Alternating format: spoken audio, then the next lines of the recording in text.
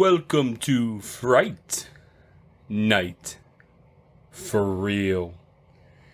And welcome to episode 5 of the Yesteryear Podcast. I'm your host, James, and I'm here with my co-host, Beth.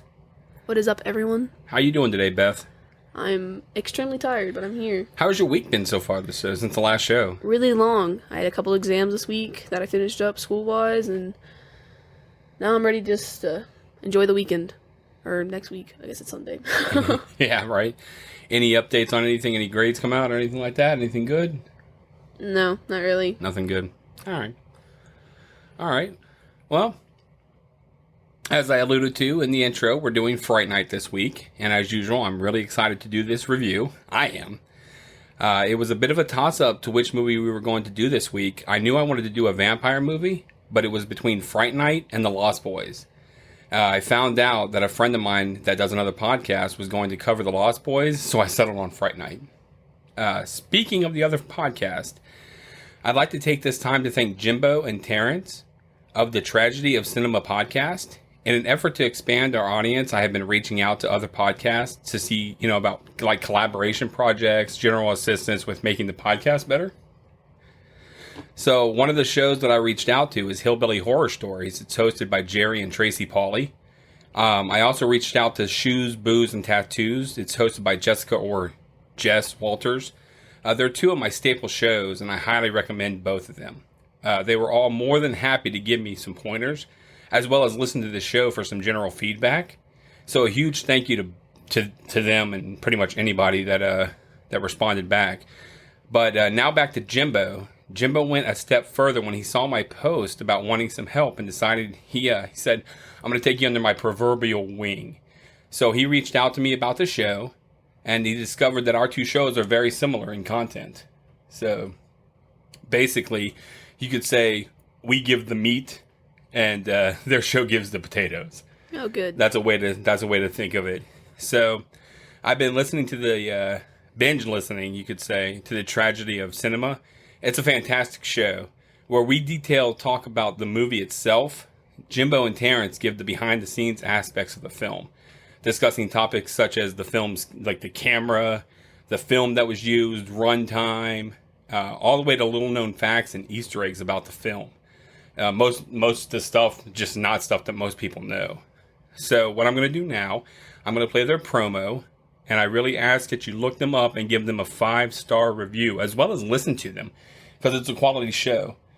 I know you have not had a chance to listen to them yet. I'll definitely give them a listen. But I want you to, for real, check them out. So here comes their promo, everybody.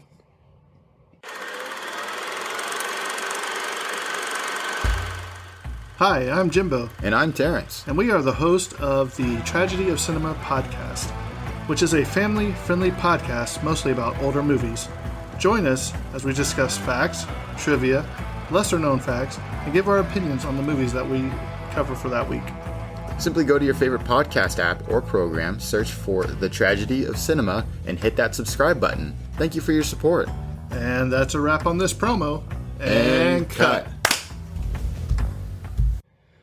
All right, once again, that is the Tragedy of Cinema podcast with Jimbo and Terrence, and I ask that you give them a listen and leave them a 5-star review after you do. So, now back to Fright Night. It was released August 4th, 1985, and it recouped about 2/3 of its budget the first weekend it was out. I see you nodding, you're shaking your head. Yeah, no. It topped out grossed about $25 million, which is not a bad haul. It runs about an hour and 46 minutes, which to me flew by. But how about you, Beth? No, it dragged on completely. Like just absolutely too long of a movie. It was unnecessarily that long. Yeah. I'm upset. Man. We'll see how this one goes. It's going to be even and Ozen, I think. It's billed as a horror thriller, but I would have to throw in comedy there as well. There's plenty of dialogue and interaction that makes you laugh, and not just as a segue to the next scary scene.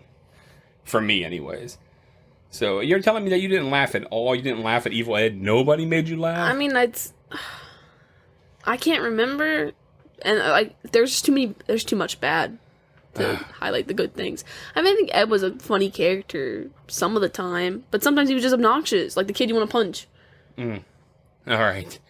Let's get into it. Fright Night is, to me, it's an 80s movie at the core. It had all the elements of an 80s slasher movie, but played on the cinema history of vampire lore. So, it told who they are, what they are, and most important, how to defeat them. So having a character like Peter Vincent in the movie, showing his older films, only helped to meld the old with the new. So, the name Peter Vincent, is a play on Peter Cushing and Vincent Price. They're both classic horror movie players. So, the film was written and directed by Tom Holland. So, you're actually able to see the fluidity of the story from his eyes as the creator and the director. The story is a cross between a vampire movie and a story of a boy who cried wolf. That's what he said. Oh, wow. So the story was developed to focus more on the character's relationship and less on special effects. That being said, you can clearly see that the special effects that were used were iconic for the time. In fact, and I'll get into it a little bit later, after other special effects artists saw this movie, they were contacting the special effect artists of this movie and being like, how did you do that? Like the melting part, and of course we'll get into it and everything like that. Right. In fact, though, most of the $9.5 million budget was spent on special effects. So, where he didn't want it to be one that depended on it, it definitely had them in it. Richard Edlund was the cinematographer for Fright Night, and he had just recently finished up Ghostbusters. Oh, really? Mm-hmm. That's interesting. He even brought some of the props from the movie, and we'll talk about that later as well. So how does it begin? As always, we start off at the beginning of the film. So there's not a lot of delay in the start. You want to talk about the trailer? Oh, let's go ahead. I'm sorry. I wanted to mention the trailer, especially this time, because I actually liked the trailer. Oh. I thought it was very interesting how they set it up. I didn't know it was a vampire movie based on the trailer. Actually, I thought it was about Ghost, because the cover of the DVD thing, it looks kind of ghost-like. Oh. It's all like faded. I gave the trailer an impression score of 3 out of 5, actually, and I thought it was pretty interesting. I mean, a horror movie, it looked appealing. Not how the action movie went, though, in my opinion. But yeah, we can jump right into the movie, though. Oh, I'm sorry. I missed that part. I like the cover because it actually uses, and we'll get into that as well, the imagery on it. Right. That you're saying looks like a ghost with the giant mouth is actually in the movie. It was a part that it was like a very last minute addition. And it turned out to be like one of the staples of the movie. Like when people saw that part, they were like, holy cow, did you see that part? Oh. And then they decided to make it the cover art as well. So the movie scrolls into Charley's room with the TV show Fright Night starring Peter Vincent, who's played by Roddy McDowall. It's playing on his TV. Charlie Brewster, played by William Ragsdale, is engrossed in a makeout session with Amy Peterson, who's played by Amanda Beers. So during this, Amy finally decides to get into bed with Charlie. He happens to be glancing out the window, though, and catches two guys next door carrying in what looks like to be a coffin. I like this part for the simple fact that you see the one guy is like using like two hands to carry that coffin, and one of them is literally just using like two fingers. So it's already kind of demonstrating what the character setup is for me. He grabs his binoculars and watches them carried into the basement while Amy is getting pretty pissed. Yeah, I thought that was kind of strange, actually, because, like, he sits there and he sees this happening, and as she, like, kind of walks by him, why he didn't, like, immediately be like, oh, look out the window, waited for her to get on the bed, and then was like, oh, Amy, you got to see it. I thought it added into, like, the fact that he just disrespect towards her. Completely disrespect. Yeah. I mean, to the point to where she storms out of the bedroom. Right. He does chase after her. And they run into Charlie's mom, Judy Brewster, who's played by Dorothy Fielding. And she lectures them on the value of couples having fights before marriage. And she does also inform us that the house next door was finally sold to a man who apparently fixes them up. During this entire scene, Charlie is preoccupied with looking out the window, so much that he basically blows off Amy. Again. Again. Yeah. And Amy storms off. And she's like, bye, Charley. Yeah, at the He's start of just the movie, I definitely felt kind of bad for Amy. Definitely at the beginning. Right, because it's like she's finally putting herself out there, and then he just completely just gets engulfed with something else. And she's like, oh, okay. So a bit of a shot to the old self-esteem, I would assume. We do cut to the next day at the school with Charley talking to Ed, or Evil Ed, played by Stephen Jeffries. He's complaining about a pop quiz in trigonometry. Amy comes by, bumps into him, and completely ignores Charley beckoning her. Yeah, I didn't have a good impression on Ed, because he goes, that's the point to a pop quiz, Brewster. It's supposed to surprise you. And I was like, man, get out of here. You're not funny. That's stupid. Point of a pop quiz, supposed to surprise you. Dumb. And it's like the comic relief, man. He had a bad starter, all right? You don't have any weird friends like Ed that run around? I bullied those kids in school. Oh, those were the kids I put in lockers. So did I. So Amy's pretty pissed. And she physically shows it to him by just ignoring him completely. Upon returning home, Charley runs into an attractive woman who is looking for the house next door, and he directs her where to go. Charley asks his mom if she had met the new guy next door. She says no, but advises that he also has a live-in carpenter. So, they're once again putting up the ruse that they're there to fix up the house, that maybe they're just, two guys that go fixing house to house, have a live-in, whatever. Later that night, while studying alone, Charley does hear a woman scream. And it's a real short scene. Like, he's studying, she screams, and then we cut to him being at a burger joint. Yeah. Amy comes in to discuss their relationship. It's apparently been a couple days. And she's like, oh, I'm so glad we're going to get back together, and I really do love you, and blah, blah, blah. And Charley gets distracted by the TV again, telling him more murders in the area. Yeah, he just gets up and walks off. He just gets up. I would be pissed. And she's completely put out by it. And then Evil's also suddenly there. Yep. They just, oh, what's up? Yep. Ed tells Charley that not only are they dead, but the heads were chopped off. Yeah, I thought he was kind of creepy. Yeah. At that point, I was like, maybe he's the murderer. So Amy mushes a sloppy Joe in Charley's face for blowing her off, and she just dubs out again, which he deserved. Now, this is where my favorite line of the movie comes from. Ed says, "Oh, you're so cool, Brewster. I can't stand it." I did think that was funny. Because his laugh is just, it's so funny to me. Oh, you're so cool, Bruce. I just like that line. And I'm pretty sure that, once again, another line that I used to say as a child, annoying my 3 older sisters. I really liked, not that I really liked many of the characters in this movie, but I liked their dynamic, because in typical, high school based films, you do have the one who's like really attractive in a sense, and then really popular, and then you have his friend who's kind of the underdog that no one really likes and just kind of sticks around him, and that's what this was again. Right. So I kind of like that it stuck with that. It gives me that older movie kind of feel. I gotcha.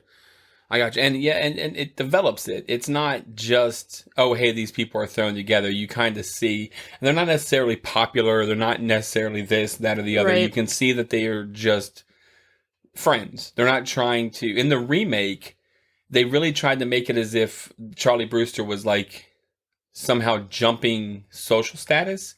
I don't know if you ever saw the remake or whatever, but he was friends with Ed, who's played by McLovin. Oh, really? Yeah. That's perfect. And he starts dating Amy, a girl who's out of his social class. So he's jumping up into a different one and getting new friends and leaving Ed behind. And it's a little different, and I didn't appreciate it as much. Why do that? It's unnecessary. What's his name? The one kid, you would recognize him. He was in Neighbors. It doesn't matter. I can't think of his name. Was in it as well, and he was one of the kids that could turn into a vampire. Anyway, back to this Fright Night. Yeah. Charley returns home and attempts to go into the basement of the house next door, but gets busted by one of the men So he runs off. We don't quite know who the men are yet. They haven't been introduced. We just know that they're these two guys living next door. He had a really creepy introduction as well. I didn't. Yeah, he just. How about you keep it that way? Hey, kid. Like, ah! We then find Charley posted up at the window in a Rear Window fashion, watching the house next door with binoculars. Now, Rear Window is a movie that came out. Oh gosh, Jimmy Stewart, I believe, is the one that's in it. He breaks his leg. And he lives in this in the city, and he's watching. He's basically bored, so he's looking out the window, and I think he sees a murder because he's watching with binoculars and everything like that. I unfortunately am a victim of not having seen this whole movie. I only know it from Universal Studios tour, because you can see, and he's looking, and somebody's looking back at you, and you're like, oh, so yeah. But anyway, that's the style that he's doing this, which is really weird, sitting there looking with binoculars at the house right exactly next door to you. He falls asleep, but later that evening, he awakes to witness one of the men with a woman. He thinks it's going to be a peep show, but then he gets frightened when the man produces fangs. Yeah, I thought it was pretty convenient that there's a window right in front of him, and he's just like he's like watching, and they keep making eye contact with him. That part... It was freaky. I actually mentioned about that as well, because really he looks up and he makes eye contact with him, basically, busting him. And I mean, they don't just make like eye contact, like, oh, they're and like it's staring at him. Yeah. They're like, yeah, right. Like there's lines coming out of their eyes. And then he slowly draws the shades, and you see his creepy hand, that he's got the extended creepy fingers. Right. So gross. Charley does try to tell his mom, but she's half asleep, so he runs out. I don't know what he's running out to do. I mean, what do you... Throughout the whole movie, I mean, up until this point, I guess you could say, I don't quite understand the character. He's definitely the boy next door, but what do you think you're going to do? Right. And I thought it was weird to me how quickly it escalated, too, because he's up in the room with the girl, and then Charley runs downstairs and out the house and into the bushes, and then suddenly the guy's coming out the house with a bag. Right. Like, dang, he wrapped her up that fast? Yeah, he done did her. Yeah, he witnessed putting the body into the back of the Jeep along with her purse, which is kind of like the insinuation saying that's her in the bag. Right. His mom comes out screaming his name, which gets him busted by the men. Yeah, he throws an apple at him and then walks up over to it. Did you see the bite? Yeah. Out of the apple? See, that was what was really interesting is the size of that friggin' bite. It was like the whole entire apple. Yeah, right. And he's like, doink, and he throws it right at him. And Charley comes running out. I think that's worse.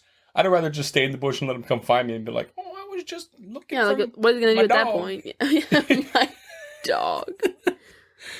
Please don't. I was just gazing at the stars. I was doing something other than looking at you and your dead body.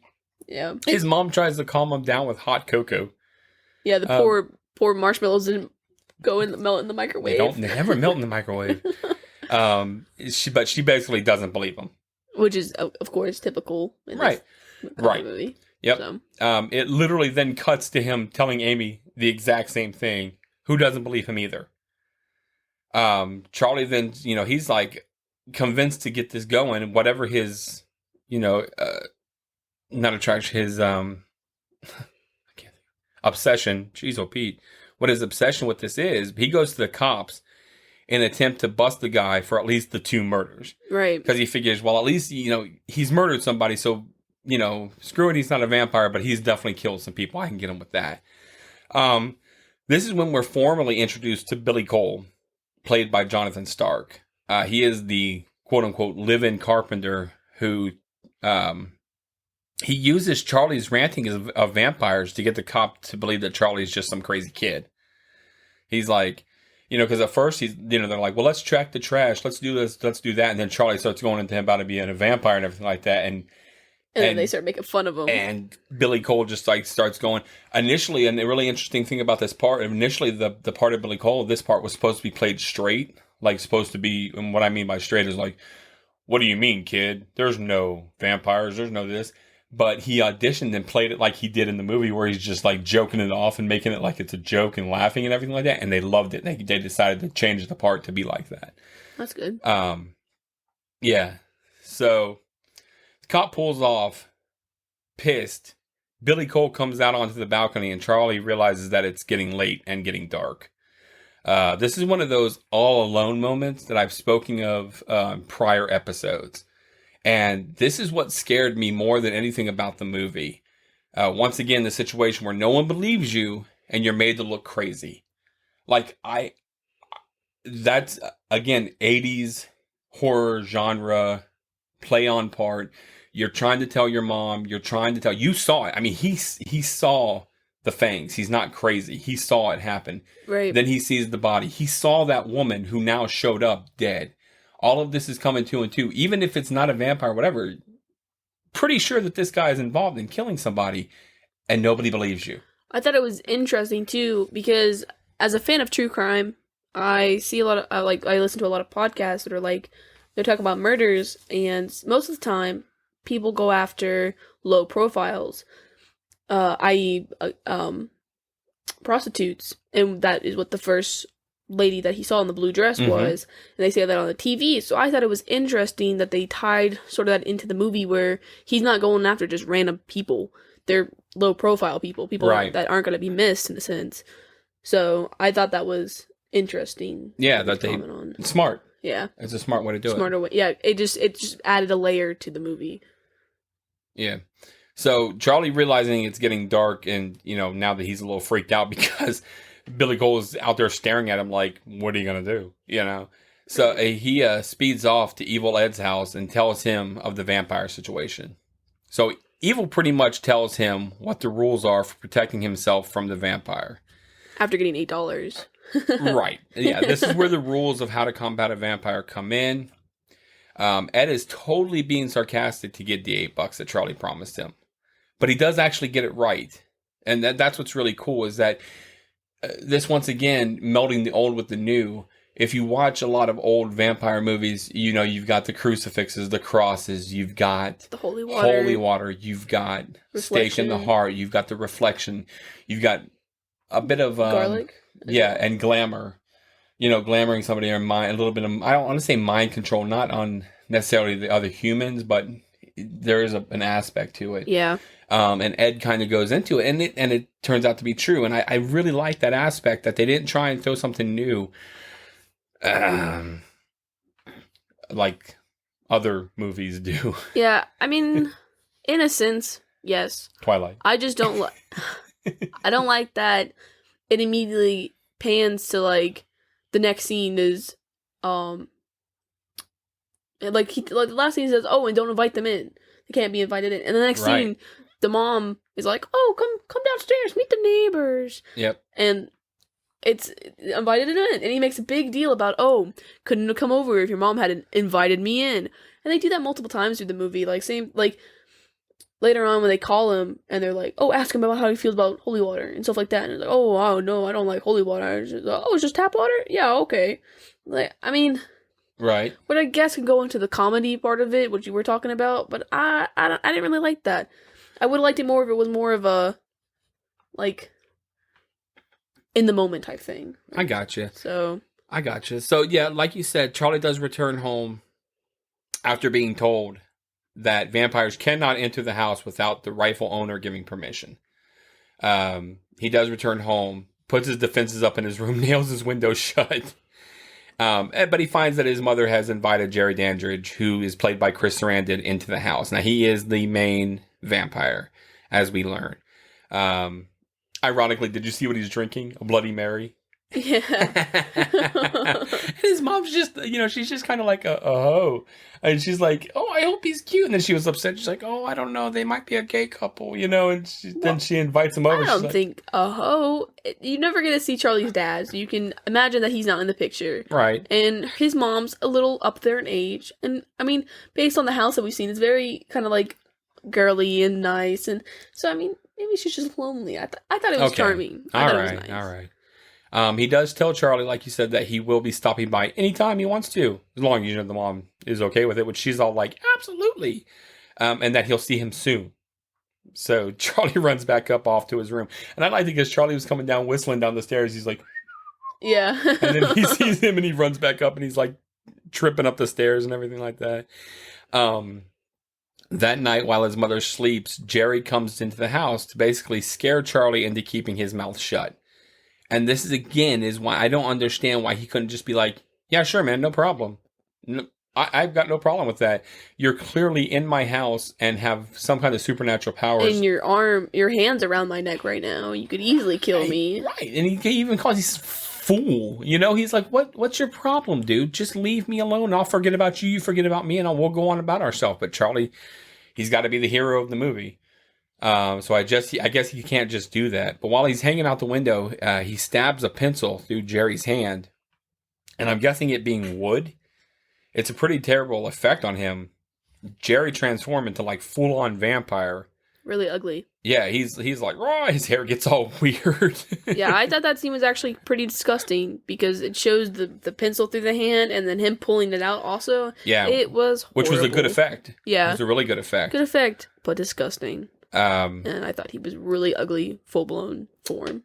Jerry does leave the house at that point in time.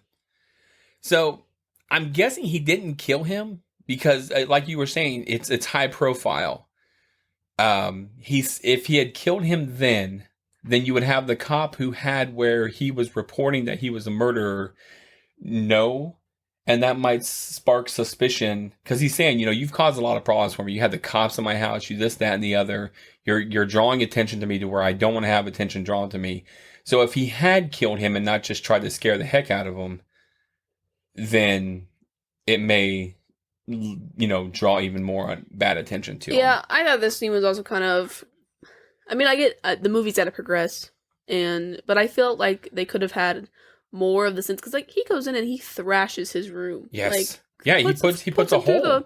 The dang drywall. That and the closet. Like the closet's completely destroyed. He says, "We don't want to wake your mother." Yeah. And then he throws him through the closet. Yeah, the mom comes in and she's like, "Oh, I just had a nightmare." And he's like, "Oh, me too, Mom. Let's go to sleep. Get out of my room." And, Right. But like, you think that the mom would have gone back into the room at some point and just been like, I mean, there was so much damage, and her door was completely smashed up too. Cause yeah, he pulled it up onto the frame. So I mean, I would have, as a like if I was a mother, I would have had a little bit more questions going on. I got you. So, so Charlie sits contemplating what happened and turned on Fright Night, and he gets a call from Jerry telling him that he sees him, and I just destroyed your car, and I'm going to get you tomorrow night. So I guess that kind of blows my theory out of the water that he was holding off on killing him. But then again, maybe the fear of being killed was enough. Maybe he was just hoping that, you know, be afraid of me. I'm going to kill you. And then he's just going to stay quiet and maybe be like, oh, please don't kill me. yeah. Maybe he's going to try to reason with him again or something. Maybe. I don't know. But Peter Vincent does come on the TV talking about vampires, and Charlie decides that he is the best option to help. So, how do you feel about the movie so far? I mean, I guess at this point, I still kind of was entertained. I was still kind of there with it because things are progressing pretty quickly. You know, you have your characters already set. He's going on. It's like you're almost at the climax of the movie. This is the rising action. I thought things were progressing pretty good. And then after this, things just slowed down so much. And I was so bored after this. Really? Yeah. Really? So you're saying it left you wanting more? I mean, it sucked you into the point, like, at this point, you're like, oh, yeah, man, okay, we know that he's a vampire. I was just expecting more afterwards. Because, right. There's just a lot of hype so far. Because you're like, oh, the next night and then it's like, oh, what's going to happen next time? You know, he's got to get more prepared now. He's got all this stuff together. And then it just drags on. Poops out on you, you said? Yeah. So Charlie does go to the studio to meet with Peter Vincent to ask for help. We learned that Peter has been fired from Fright Night, from hosting a Fright Night. Or so he says. Well, I think that he was. No, and then somehow he gets the job. I think it just happens. I don't think that. Know. He said that he quit because he had a bigger thing going on with somebody else to get a movie part. I think he was saying that to save face. Yeah. I You're don't. talking But about they when they come wouldn't to have let see him him. come back. I think he did that and then came because he was tired of it because the ratings were down. So he was like, "Whatever, I'm done with this. I'm gonna go do something better." And then was like, "Well." At the end of the movie, oh, Charlie changed my mind, so we'll get with it. And then he starts talking about other things, like the aliens, not just the vampires. Right. So I don't think he got fired. All right. That's one take on it. So. Charlie does confess what he needs, but Peter is not having it and drives off. He's like, yeah, you know how you're a vampire hunter? I've got a vampire living next to me. I need you to help me kill him. And he's like... He even tells him that he doesn't even believe in it. Right. He said, I lied. Yeah, I lied. I love how he said it too, because it's just like somebody saying you're convincing something, and somebody's like, "Oh, you gonna help me with that?" He's like, "No, I'm not gonna." But you said you would. Yeah, I lied. Yeah. Evil Ed and Amy come to see Charlie and find that he is hidden in his room with garlic and candles everywhere. Like he is full on into this, and they're just like, "Wow." See, this is when I started to get lame with the movie because Amy starts to suddenly support Charlie and is all like, okay, well, we can go to Peter and everything or whatever. Because she loves him. Right, but then she goes to him and tattles on him and was like, he's crazy, he's gonna get himself, whatever. She doesn't even support, like, she was lying to him right to his face. Yes, because she loves him and she wants to help him get past this because she thinks that he's crazy. But, so she's trying to fashion a way to help him, but get him past this. No, I didn't see it like that. Oh. I saw Amy as a jerk. Oh. Get out of here, Amy. Unsupportive. Nice. But also, I didn't really like Charlie. I like that Charlie. The whole relationship was bad. He's making crosses and stakes out of wood. Yeah, she grabs it from him. Yeah, he tells him that he plans on going over and stabbing Jerry in the heart with the stake. That's murder, Charlie. Yep, that's exactly what she says. She said, that's murder. He said, well, you can't murder the dead. And he's like, I'm pretty sure you can. I liked that during this time, Evil's also like laughing like super hard. He's all like, "Oh my god, you believe all this?" It's like Fright Night. Oh. Yeah. So Amy and Ed are able to convince Charlie to wait and see if they can get Peter Vincent to go and help him. So Charlie agrees to wait while Amy and Ed go over to Peter's apartment, which is weird that they knew where he lived. But yeah, whatever. So they're trying to convince him and to maybe prove to Charlie that Jerry's not a vampire. So Amy pays Peter $500 to do the deed, basically.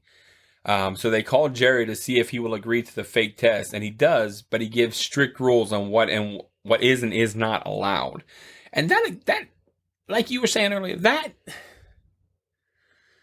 would make me even kind of step back and question and say, no crosses, even though you're born again, really, you can't have a cross. Yeah. And no holy water. What would it matter? It's water is water. So you know. Which I also thought was kind of like, well, you're kind of going against yourself there because he said that you have to believe in order for it to work. And clearly they don't believe Charlie or that this man is a vampire. So even if they brought the crosses, like later on in the movie it even shows, they didn't believe it would work. So the holy water might have though. Right, but I mean still, but the cross is wise. Right. That just goes into what you're saying. Yeah, so he shows up in full-on character, Peter does, and they go through with the test, and Jerry drinks the fake holy water. Everyone is all good with the test and thinking it's over, and Jerry is also caught off guard with Amy, assuming that she looks like the painting that is in... And I skipped over that earlier, I didn't mean to. When Charlie was in the house with the police officer, he saw a painting. He was kind of like, just don't... I'm like, what are you just going to sit there and go through somebody's stuff while you're sitting there? And he's like, Amy? He sees a painting of some lady and says that it resembles Amy. And then when Jerry comes down the stairs, he sees Amy and says, wow, that really does look like her, quote unquote, her. And even when when they're leaving here in a second, Billy says, wow, it does look like her. So she clearly resembles whoever this person's supposed to be. Right. Amy and Ed are talking to Jerry, saying their goodbyes, and Peter sees that Jerry does not cast a reflection. He freaks out and gets everyone out of the house, but does tell Charlie that Jerry did not cast a reflection before he drives off. So Billy Cole was like, oh, this should be good, but then Jerry steps on a piece of the mirror that broke underneath his foot that fell out of Peter's case when he dropped it. Yeah, see, this scene, right before he steps on the thing and Billy's all, oh, this should be good, kind of made me think that he wasn't going to go after Charley. Because, what are you saying? Just like, now nobody's going to believe him, so Charley might not try to do anything anymore, blah, blah, blah. Right. Instead, so that kind of, like, the fear factor, what he was trying to do, just kind of scare him. Right. Because, when they call him to set up the fake thing, and he hangs up, Jerry even says, oh, well, we don't even have to go over to his house. Right, they're bringing him here. They're bringing him here. So that I think that goes into that they weren't going to do anything to him, the high profile thing. And he even said, he's like, you don't want to cause your friends any more pain, do you? Right. And he was like, no, I find you're not a vampire. And he's not happy about it, but he's clearly going to be done with it. Yeah, because there's nothing else he can do. Right. And then he steps on the glass. And then he steps on the glass. And he's this mirror, or whatever you want to say. Charley decides that they have to take Amy home. And since his car was trashed out by Jerry, they decide to walk. I don't know why they couldn't just borrow his mom's car, maybe? Or her bike. The moped. Yeah, the moped. She came over on the moped. Right. Why she could have just taken herself home, but... No. Whatever. So they're walking her home, and she apparently lives on the other side of... everywhere. Yeah. Because they walk across the city. What seems like a city. It was so weird because there weren't really buildings. It looked like they were in a mall parking garage is what it looked like to me. And we're just walking because then there's a convenient power thing that's just out in the open. That was so weird. I'm like, what is going on? Yeah, they leave the comfort of his like little cul-de-sac town and they end up in like these back alley locations. Ed wants to cut through alleys, but Charley is like, no way. Ed does cut down an alley and acts like he got bit, and it pisses Charley off something fierce. Which I guess could be the part of the boy who cried wolf type deal. Exactly. It's just the boy cried wolf situation for poor evil Ed. That's why I maybe like him less. He does end up getting bitten by Jerry after trying to run away, which was kind of a sad little scene. I mean, he's just there, and he's like, they're not going to pick on you anymore. You won't get beat up anymore. You won't be this freak. I know what it's like to be a freak. So he decides to go ahead and let him bite him. And it's just sad that he played on his weakness that way. To me, it always made me sad. Poor Ed. I feel bad for his character because he just seems like a real freak, and everybody, even his friends kind of treat him like trash. Well, he acts like whatever. Act like trash, be treated like trash. You can be funny in some senses, but he still had that kind of like school shooter vibe about him, and I would not be on my friend list. They do hear him scream, but they think it's him messing around again. Charley wanted to go after him, but Amy's like, no, it's Ed screwing around. We're not going to sit there and play these games all night. But then they see the power box all smashed out. Right. And they realize they're being hunted by Jerry. So they end up sneaking into the back of a dance club in an attempt to escape. I wanted to mention as well, because you always do, the golden F-bomb was dropped by Ed in the alley. Now, here's what's weird about that. Now, then this is the reason I didn't bring it up. Oh. This is a rated R movie. Oh. Does it get said multiple times?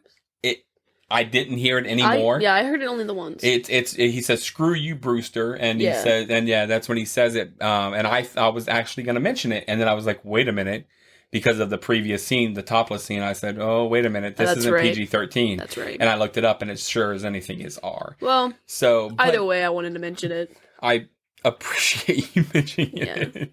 It is just the one time that he says it, so.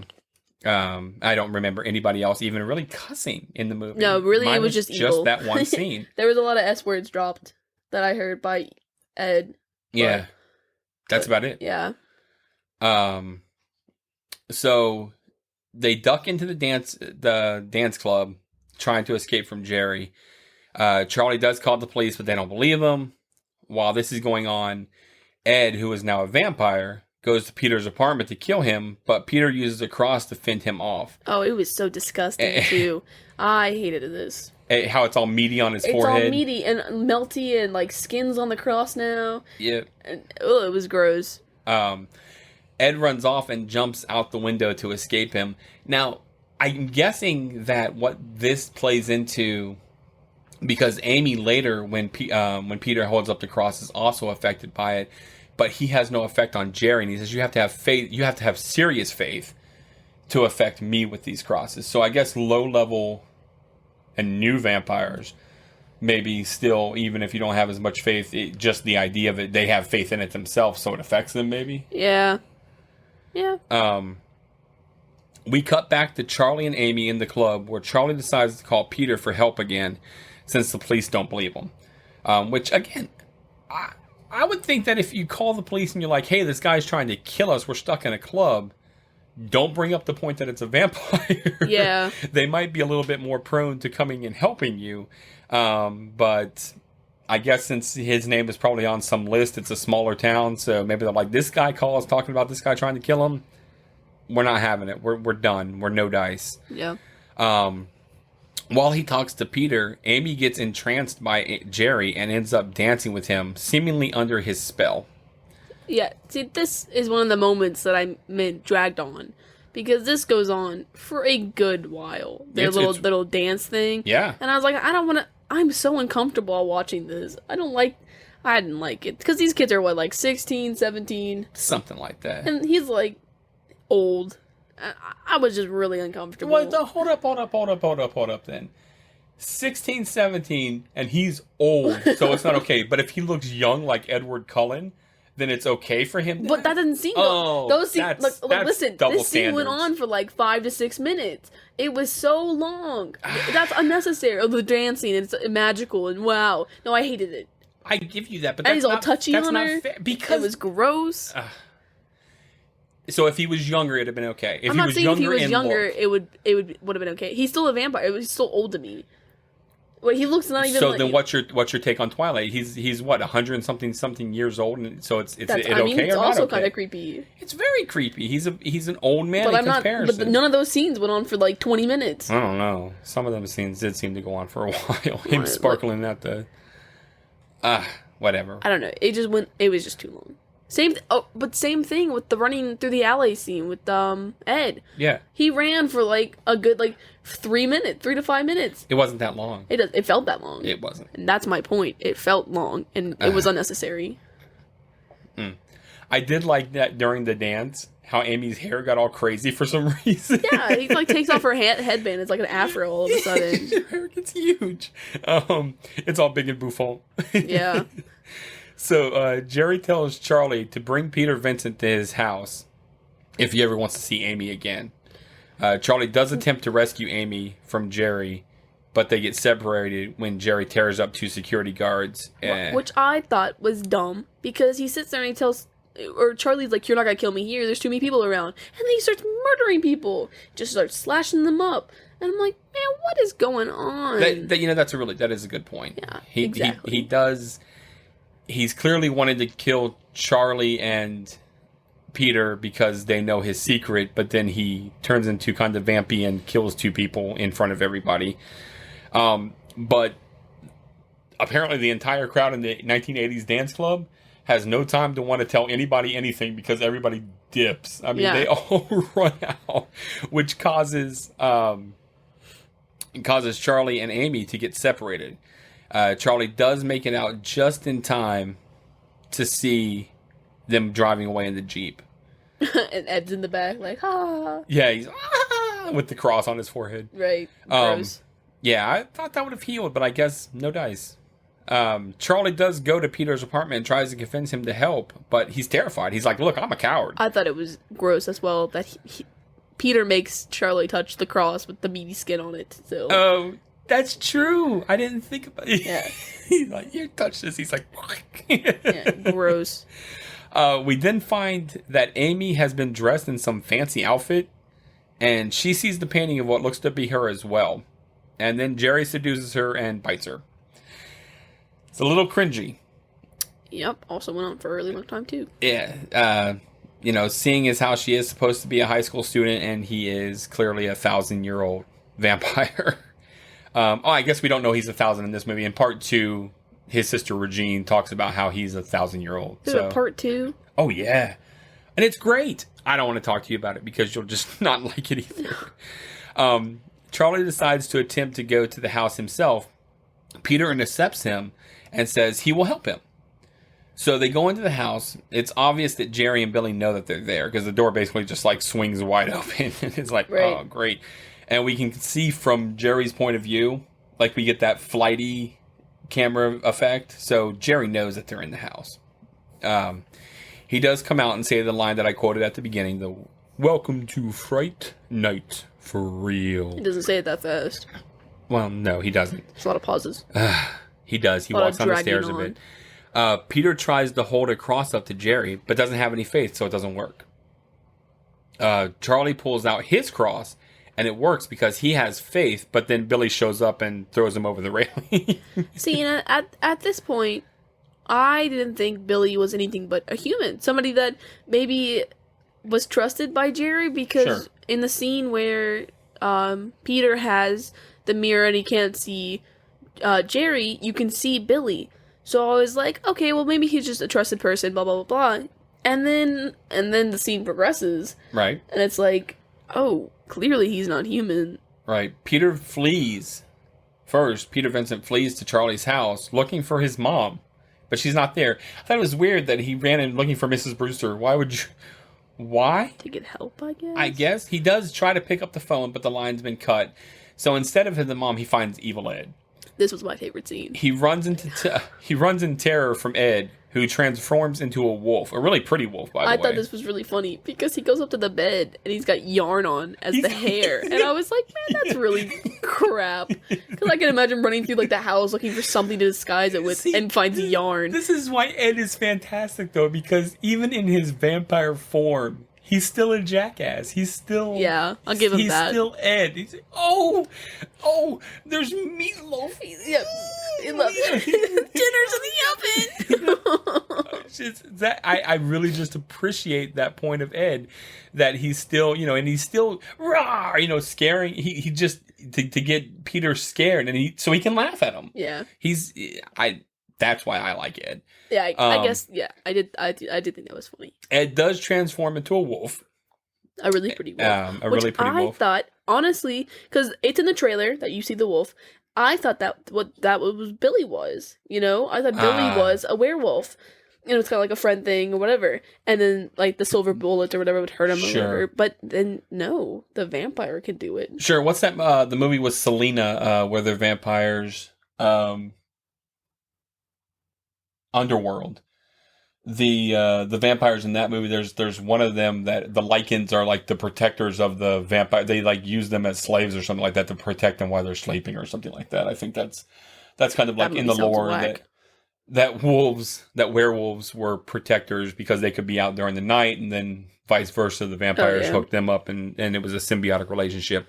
That also happens in Twilight. Oh, good old Twilight. Because we want to make comparisons. So Ed as a wolf lunges at Peter, and Peter uses a broken piece of the table to impale him. Now this part is really disturbing to me because one, the reverse transformation of Ed from a wolf into a human is horrifying, traumatizing, if I may, honestly, because he becomes several different things, and they're all horrible. All of those things. All of them are horrible. All of those things are true about it. And the graphics on that are just fantastic. I mean, you're watching this part of this guy. And not only is he transforming back into a human, he's in serious pain. I thought it was weird to me because I was so conflicted of whether or not I was supposed to feel bad.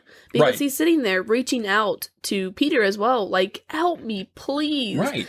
And Peter's kind of like, oh, I don't know what to do. And I mean, I felt bad because, this kid dies. Right. Obviously, it's kind of sad. Right, and it's at not the same fair. Time, he was trying to kill Peter, like, not even, 5 seconds ago. But that wasn't really him, though. That was the I don't know. It was kind of him. So, the pain and suffering of the death is enough to kick Peter into gear and go back to fight Jerry and Billy.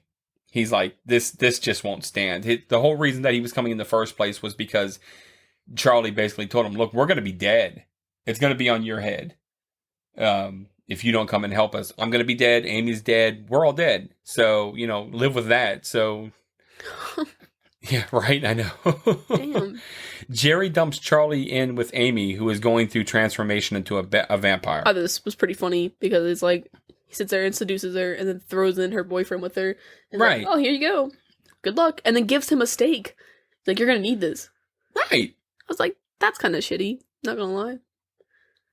Apparently, there are different levels of vampirism where Ed has made more like ghoulish levels, but Amy is being transformed into like full-on vampirist. I don't know. Because Ed obviously transferred really fast. Or transformed, I guess you'd say, whereas Maybe Amy's it's different with women. Maybe. Peter reaches the room where Charley is being kept and is able to break the door open. And the two decide that they have to kill Jerry in order to turn Amy back by human. If everything else in the lore has been true up to so far, then this should be true as well. That as long as they kill the main vampire by dawn and the new vampire doesn't feed, then she should turn back into regular human. Makes sense to me. Makes sense to me. So they go out to find and confront him, but they run into Billy. Peter shoots Billy in the head, point blank, but he returns to life and is shot several more times. He still keeps coming, man. And he comes and comes until Charley stabs him in the heart with wood. See, I thought this was a scene, because I remembered it as they shoot him in the head, turn around, and then Jerry's there. And then that was a scene where they get the crosses out. So, I kind of grazed up that Jerry does come out, and Charley turns around, and they both have the cross, and he's like, and Charley says, "We've got him!" And Jerry says, "Do you?" Because he sees Billy laying on the floor after having been shot. And then he runs off. Jerry runs back off. And then Billy gets back up and starts coming. They hear him on the stairs behind them. See, I thought this was the scene where they get out the crosses and then Billy comes and grabs it out of Charlie's hand. No, that was throws before. It, and then is behind them after they've shot him. But yeah, I remember. You're just remembering two parts together. They were a very similar scene. Very similar. Could have been one whole scene, but have to drag on with the movie. Well, this is where everything goes to hell for Billy Cole. Once again, terrifying 80s graphics come out, and he literally melts into a puddle of green goo and sand. Yeah, this was terrible. It's pretty horrible. This is the part where I was like, are you a vampire? What is happening? Right. I was so confused. So this is where it comes down again to where the way, when I looked it up, because I've always been confused about that as well, where he took a whole bunch of bullets, but then a stab of wood through the heart killed him. Yeah. So what it is that he's basically partial vampire. So he was given some powers, but not made a full vampire, because that's why he can go out in the light and he still casts a shadow and he can protect Jerry during the day. How do you become a partial vampire? I don't know. And that's a ghoul. In a movie called Brooklyn and Vampire, A Vampire in Brooklyn with Eddie Murphy in it, he created a ghoul. He gave somebody partial powers and he made them full. So it's obviously part of the lore that they make these ghoulish type people to watch out. It wasn't working out for the guy that he made a ghoul and vampire in Brooklyn, but this guy Billy was doing okay until he got melted. It was horrible. Melted. And again, people were like, "Bro, how did you do these graphics? This is the best graphics we've ever seen." So then they returned to Amy, who is getting worse, and apparently her hair and features changed too. Yeah, she's got super long hair, and it's red. It's red. Yeah. So what it was going? I don't know. So Jerry tries to command Amy to kill them, but she's still pretty weak or still pretty new. So Jerry comes crashing through the giant window and faces Peter, who at first still lacks faith until he sees the sun starting to come up. Then he gets restored faith and it works for him. He's like back and he's like, clocks start going off and it's to alert that it's dawn. That's why Jerry's got all these stinking clocks all over all the dang walls. So Jerry freaks out, transforms into a bat. He attacks Peter at first, who uses the sunlight to get him off, but not before he bites Charley on the arm. Now, I don't know if getting bit like that is the same as getting bit by regular, but I guess Charley was like, I'm fine. Maybe bit as a bat means you turn into a ghoul. Maybe. Ooh. Yeah. Jerry flies off into the basement. They go down there looking to, now they've got him on the run. It's daytime. They've got him on the run. He's scared. So they find a false wall that hides his coffin and the coffin that they've prepared for Amy as well. They showed it earlier where they were putting like earth into it and everything like that, which I thought was pretty cool. Again, lore, vampires have to have their own soil. In Bram Stoker's Dracula, when he came over from Transylvania to America, he had his own soil from his homeland in his coffin. So it's just more lore. Again, that's one of the things I love about this, is that it's just little things like that, but they paid attention to detail to bring that old into the new, especially, and of course it was new in the 80s. It's not new now, but they didn't try and rewrite the vampire lore. They just stuck with what it was and made it fun and new again. Yeah, because I suppose now most days you hear about vampire movies or vampire shows. It's all like, oh, that stuff's just made up by humans. Here's what actually kills us, stuff like that. Right. But and that's what they were playing on in this movie with telling that's how the vampires were basically living undetected, because vampirism and vampires as a whole had become the Peter Vincent movies. It had just become a joke. Nobody believes in vampires. Like right now, if we literally were like, look, on this podcast, I'm confirming vampires are real. I am a vampire. Yes, I'm a vampire. You're a vampire. Everybody in my house is. Ha ha ha ha. Nobody believes it, right? Because it's just it's not real. That's what the vampires in this movie are basically surviving on, is that it's vampires, posh. How funny is Humbug. that? Yeah, exactly. So they're searching for the coffins. They found the fake wall. Peter does. Amy comes downstairs, and she is completely different looking. I'm pretty sure it's a different woman altogether, actress-wise. I should have looked in the credits and seen if there's vampire Amy. Yeah. So Charley first holds up a cross to fend her off, and it works. But she starts crying and saying, "You promised not to let him get me, and you promised you would keep me safe." I don't remember that promise. Right. She seems to expect a lot more out of the relationship that he's willing to give her. She hears him drop the cross, and when she looks up to attack, she has a wildly huge mouth full of teeth. Yeah. This is the part that I'm talking about, that there was something made for it, like shark mouth is basically what it was. This is the part that's on the cover of the Fright Night DVD, and it was even the artwork of the when you go to the movie theater, you see the artwork for the movies coming out. That's her on the front of the DVD? That's that image of her with the shark mouth. Oh, I thought that was a man. No, it's her. You can even see, if you look at some of the other little clouds, you'll see the bat head is in there. Oh. And everything like that. Yeah. That's kind of interesting. Yeah. It's a nice way to do that. She does attack Charley, who deals with her while Peter gets the coffin open, because it's been locked from the inside. He does get it open and stakes Jerry, but he misses his heart, I'm guessing. It seems to be more on his shoulder. Right. He stands straight up. Jerry does, out of the coffin which is a cool effect. He's just and he's just like straight up right out of the coffin. Jerry chucks the stake, knocking a piece of blackened out glass out of the window. And Charley sees that. Which apparently outside is the holy lights outside. Well, the sun was coming up. Right, but it seemed like the only angle of this basement was there was no houses around it. It's just the sun was completely everywhere. Instead of there weren't. Right, but they go around on the whole thing and open up every window, and it's not like, oh, well, this stream's a little bit lighter than this stream that's over here. This is the side that's facing the sun. Every side was this is the side that's facing the sun. Do you go in a lot of basements? Then you don't know how the light comes in. I know how lighting works. Sunlight is everywhere. It's omnipresent, okay? Oh. Sunlight is everywhere. And they were it was a very sunny day. Oh, okay. Sunny morning, actually. Sunny morning, yes. So. As I was saying, Charley sees that the sun is coming in. Magically. And he starts breaking all of the windows to allow sunlight into the basement. Jerry is trapped and looks to be defeated for a second.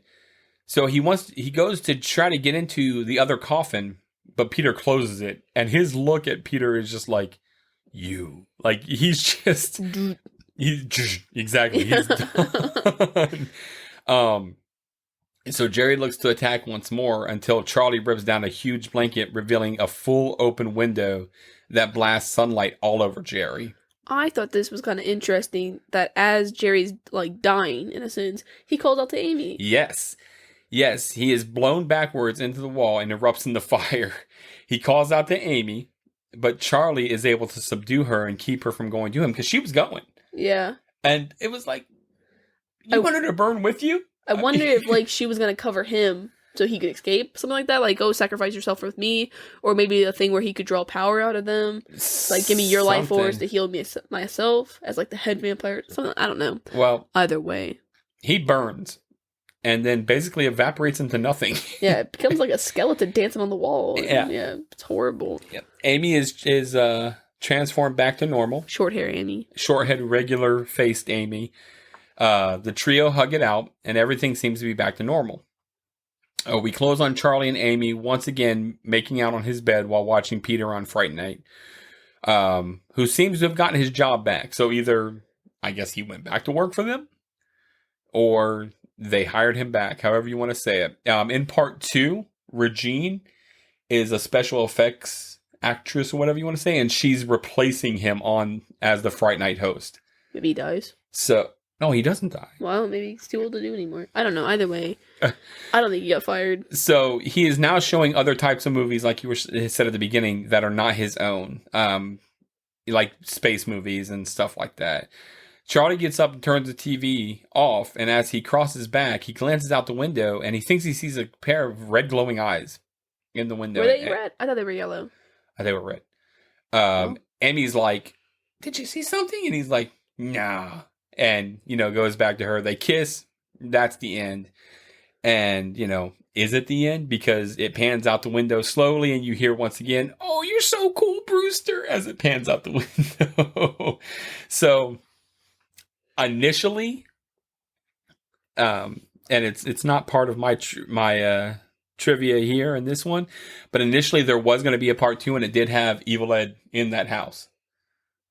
Yeah, like alive? He didn't die. He didn't, which would have been really weird of how they would have done that. But he didn't melt. He was just naked body on the floor. Assumably, the mother got off work and came home and saw her son's and friend. Saw this guy stabbed out on the... I mean, how do you explain that? Because it's still murder, and he looks all normal. It's not like he looks woofy anymore and has a thing on his head. He got all cleaned and fresh again. Maybe they took care of it before she got home. Ate some meatloaf. I don't know. So what happened was, I came home in my mom's bed. He was there with a yarn wig on. So I stabbed him. He became a wolf. I promise. Yeah. No, I mean I guess that's an interesting theory. Like maybe he came back to his senses, was able to get the stuff out of his chest, and after resting for a little bit, ran off, and then was the one in the house. And then that's why they have him talking at the end. Which is why there was going to be a part 2 initially, and the part 2 was going to be him. That would have been... I would have been okay with that, I suppose. Ugh. So... I mean, I wouldn't have watched it. What are your overall thoughts of the film and the experience? I mean, it was kind of lame. Wasn't that interesting. Didn't really keep my attention. I mean, visually, it's all bland colors up until the sun at the end, which reaches everywhere, apparently. But, I mean, I like the nightclub scene. I mean, that was kind of... Not them dancing, just the fact that the setting. I like the setting. It was a very different... It was contrast. Could you feel the 80s oozing out of that club? Yes. Oh my gosh. Would you recommend it to a friend? No. I liked... The only thing I would give props to this movie is their special effects and the layers to the movie. There were a lot of different things going on that you just had to be paying attention to. Did you have a favorite character? Charlie's mom. Can we give it to Ed? I guess we can give it to Ed. I give it to Ed. I say Ed's my favorite character. I say he's the best character of the film. I would give him the funniest character. Yeah. But I would still beat him up if he was around me. I would punch him until he stopped making comments that were stupid. So your favorite scene was basically at the nightclub without the dancing? No, my favorite scene was Ed with the wig and the bed.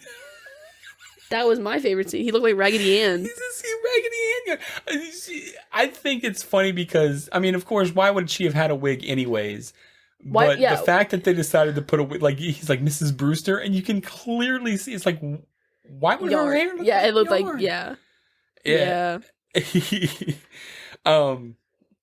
We do our rating film with Cal's moves, best of 5, 0 to 5. How many moves do you give Fright Night? I guess 1.5 out of 5. I guess. I'm gonna put it up there at 4. Serious? Yeah, look, from my point of view, in the 80s, you have, that I can, off the top of my head, think of, Fright Night and Lost Boys. Those are the 2 80s vampire movies that I think there was Lair of the White Worm, which was really weird. That's a great title. Dude, it was really weird movie. A really weird movie. I can't even explain it. I think I saw it twice in my life, and that was enough. And I think I had to go to therapy afterwards for some of the scenes that were going on. There literally was like a giant white worm, and there was vampires and all kinds of weird stuff. I don't know. I mean, even not comparing this to other movies, like current day movies, it's just the fact that it was just so long, and there were too many pauses, and it just dragged on. And I as a person who doesn't like to sit still, yeah, I don't want to watch it. Well, how do you feel about it with it being like in vampire lore? Like, do you prefer this vampire versus other vampire movies that you've seen? How do you feel like this against like a Twilight? I mean, when you've you can't compare things to Twilight. That movie's on its own pedestal. It's kind of, but I mean, growing up in my day and age, the 2000s, the movies that I've seen vampire wise are obviously that kind of like I mean, you have like the Vampire Diaries and Twilight, where they're vampires, but they're not like old vampires, how they like Dracula and stuff like that. Which as a kid is what you compare things to. You're like, well, I mean, blah, blah, blah, like you were saying earlier, like how people are gonna look at it and be like, oh, well, vampires, humbug, you know. So in that sense, I can't look at this movie the way you look at it because I don't see vampires in this way. So to me, it seems cheesy. The fact that they were sitting there like, oh, get garlic and get everything. Like, he was making fun of him. That's who I would have... that's me. I would have been making fun of you if you came at me and you said, oh, there's a vampire next to me. I would have been like, oh, make sure you get some garlic. Ha, ha. But because that's not real. And then the fact that that's what killed them. So it was like, okay, well, I guess... But even in the Vampire Diaries, they had to have sunlight rings. Otherwise, they'd burn up in the sun. Right, but that's why it was progression. Blood. It was progression. So it was like, oh, well, here's more to it. That's why when you saw Jerry out, where you could look at his hands, he had a ring on. And I thought that's what that was, a sunlight ring. And then it turned out, oh, no. He's just fancy. Fancy, yeah. So, I mean, I would have liked a more of a higher... Like, I would have liked progression. Because after, so many years, I mean, I just would have liked more out of it. The fact that it was like, oh, well, crosses and holy water and blah, blah, blah. It just seemed kind of lame. I got you. All right. I won't beat you up on it too much. All right. So, a bit of trivia. Always the fun facts I love to throw in the end. Fright Night was the first vampire movie to spend $1 million on special effects.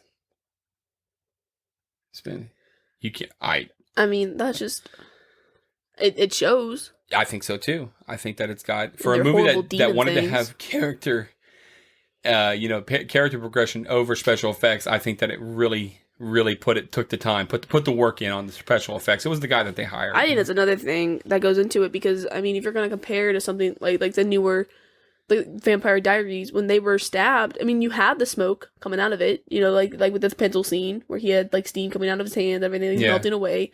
But they didn't become horrible demon looking things. They still looked like normal people in a sense.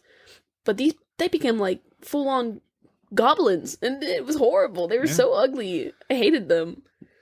So disgusting.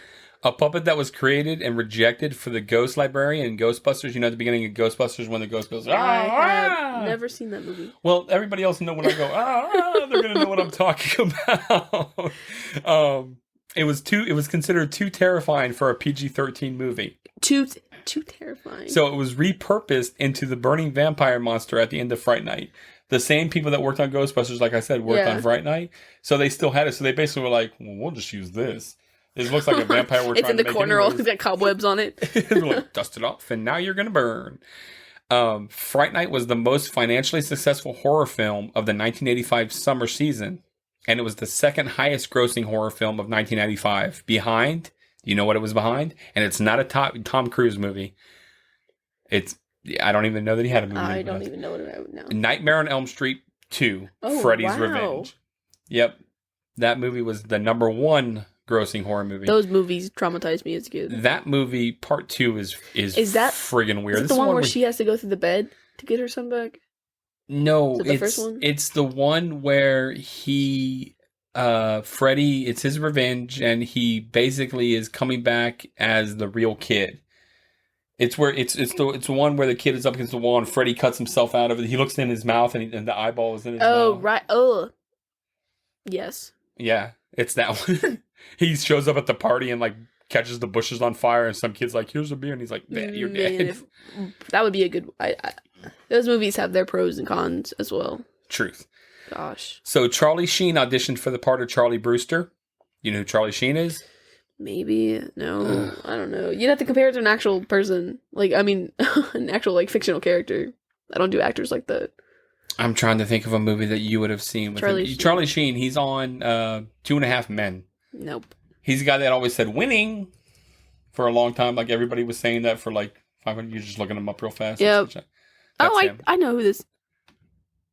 I think I know who this is. He looks... Oh, yeah. Yes, I know who this is. Okay. Once we do more episodes, you'll know who all these people are because they'll come up in other movies. But he's kind of attractive young. Yeah, well, that's before the cocaine, or during the cocaine, and just before it took effect on his face. Tom Holland, the director, writer guy, thought that Charlie Sheen was too action hero-y, where William Ragsdale was more of your boy next door. And that's what he wanted. So he was just too much. Yeah, Charlie Sheen, Wolverines. He was in a lot of different things, but he's a good actor. I think he was in Wall Street. He was in a whole bunch of different movies that I really enjoyed. You just, you live long enough, you see yourself become I think that's what was said in Batman, The Dark Knight. It was, if you live long enough, you live long enough to see yourself become the villain or whatever it was. And that's literally what happened. I mean, he was a really good guy, really good hero, and then Hollywood caught up with him, as often does with a lot of people. Yep. Charlie's 1966 Ford Mustang actually belonged to the writer-director Tom Holland. Huh. That beat-up-looking car. Yeah, it looked like it was white and trying to be painted red. It looked like he had a lot of Bondo on it, is what that stuff. I think that stuff keeps your car together. Although William Ragsdale and Amanda Beers play teenagers, in reality, they were 24 and 27 years old at the time of filming. Huh. So that's why they look as often as was done at that time.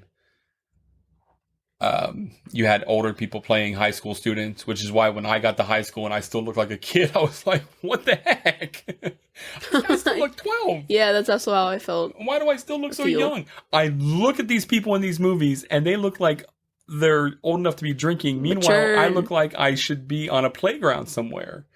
And it's just because they had older people playing them, so that makes sense. So, is there anything else you'd like to add? Yeah, go ahead and check out our Truffle Shufflers group. As always, I try to look up if there's a quiz for which character you are from this movie or any of the movies we review. And there is one. It's not from BuzzFeed. It's from Quotive, but I mean, same difference. I took the quiz before we started, and I got Ed. I love that you got Ed. Which I feel like you are also going to get Ed. I am Ed. I feel like... yeah. I mean, I'd rather be Ed than anyone else from this movie if we're gonna put it out there like that. Yeah. So unless I'm Jerry. You want to be Jerry? Well, I mean, he's a badass vampire. No. I mean, no. Ugh. Okay, then I'll be Ed. He's a perfect. If I get to be Ed, I want to have the yarn wig. Yeah, sure. I want to be Raggedy Ann Ed. My sister April, if you listen to this, I want you to make me a yarn wig like Ed, so I can wear it around the house. I'll be. That's so weird. I'll wear it to work and everything. Oh, look at this. What's this guy's problem? He's got a yarn wig on. We'll let him go with it. I will not let you go with that. All right. Anything else?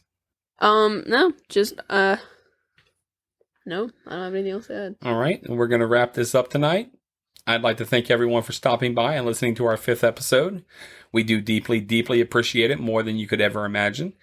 Of course, the best way to say that you love us is to give us a 5-star review on iTunes. You can email us at the Yesteryear Podcast at gmail.com. Still yet to get an email. I look every day. I have it where it will bling me on my phone if somebody emails, and I don't get any except for ads for people that I've reached out to for other things, but I don't get any listeners emailing me. So if you have a Raggedy Ann doll, email us. Yeah, email us a picture of you with the Raggedy Ann doll. If you've got an Raggedy Ann doll wig, put it on. I want to see a picture. I won't share it, but we'll laugh and we'll put it on our desk here at the Yesteryear Podcast desk. It'll be fun. We do have twitter.com at yesteryearpcast. We have instagram.com, Yesteryear Podcast. Facebook, we have the facebook.com/Yesteryear Podcast. We have our group, the Truffle Shufflers. The secret question is host name, which is James and Beth. Really appreciate the fact that everybody has been joining in there. We've been getting a lot of new listeners, a lot of new people in there, and that's fantastic. Our listeners are moving up. So hopefully people are getting that out by word of mouth. That's one of the best ways. Word of mouth is one of the strongest ways and one of the most detrimental ways to get something put out. And either way, they used to say being talked about is good either way, but we want good talking. So please, 5-star reviews. Yep.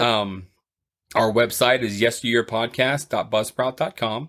Our Patreon, if you'd like to support us in a different way, is www.patreon.com/the nostalgia group.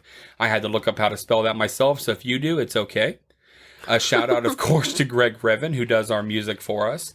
If you've been on Truffle Shufflers recently and you've seen the artwork, the chicken, I did not draw that. Tabitha, my daughter, did, and she wanted me to put that on there. So that's Bob the chicken. And he's representing the group right now. We'll probably get a little bit something else here. But other than that, I don't have anything else. So, as always, we love you.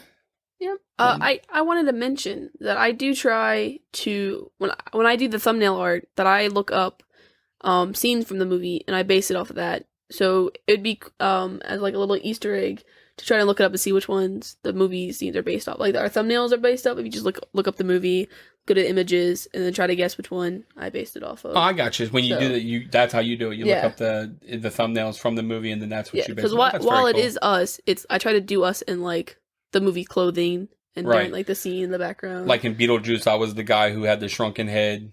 Yep. And then in Legend, I was the unicorn, which was epic. Awesome. As epic as Tom Cruise. Rip. Not yet. He's not dead. He's not dead. Oh my gosh. Anyway. All right. As I said, we love you. Love you. Yep. Say goodnight, Beth. Good night, everyone.